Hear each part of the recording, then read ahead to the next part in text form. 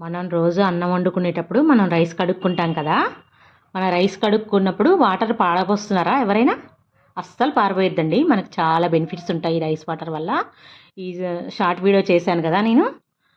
చాలామంది అడిగారండి, అక్క లాంగ్ వీడియో చేయక్క అని పెట్టారు కామెంట్స్. అస్సలు పారబోయొద్దండి ఈ రైస్ వాటర్ బెనిఫిట్స్. చూడండి, మన రైస్ వాటర్ని ఇలా స్టోర్ చేసుకోవాలి.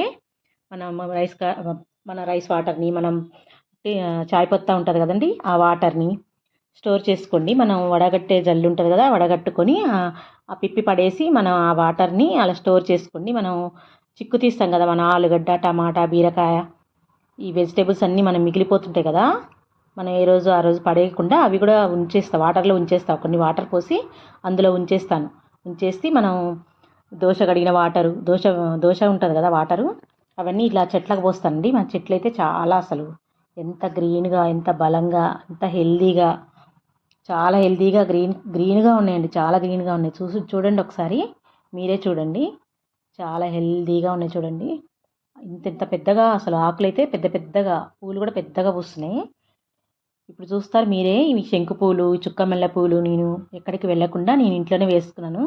రోజు మనం మార్కెట్కి వెళ్ళి తెచ్చుకోవాలంటే చాలా ప్రాబ్లం అవుతుంది నాకు. అందుకని కొన్ని ఇంట్లోనే వేసుకున్నాను అనమాట. ఇలా శంకు పూలు చూడండి ఎంత స్ట్రాంగ్గా, చాలా పెద్ద పెద్దగా వస్తున్నాయి బలంగా.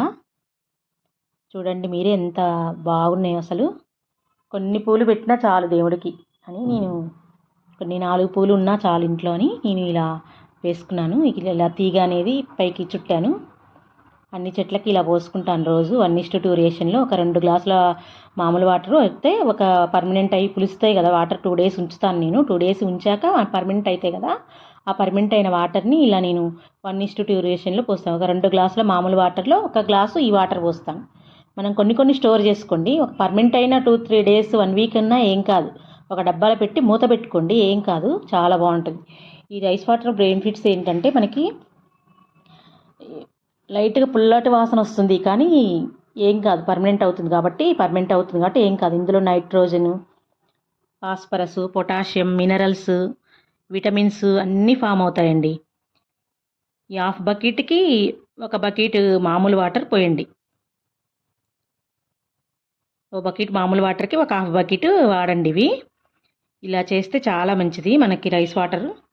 చాలా బెనిఫిట్స్ ఉంటాయి మనకి. ఇక్కడ ఈ వాటర్ ఏంటంటే జీరో కాస్ట్ ఇన్వెస్ట్మెంట్ అని అనుకోవాలి మనం. ఎందుకంటే ఈ మందార చెట్టుకి తెల్ల పొడలు వస్తుంటాయి కదండి, వాటికి కూడా దానికి కూడా రైస్ వాటర్ చాలా యూజ్ అవుతుంది. ఆ రైస్ వాటర్ అలా కొట్టామనుకో ఆ పొడల మీద, మనం ఆ రైస్ వాటర్ వల్ల అది ఉండదు, పోతుంది. ఆ పొడ అనేది పోతుంది. దీనివల్ల బెస్ట్ రిజల్ట్ ఉంటుంది.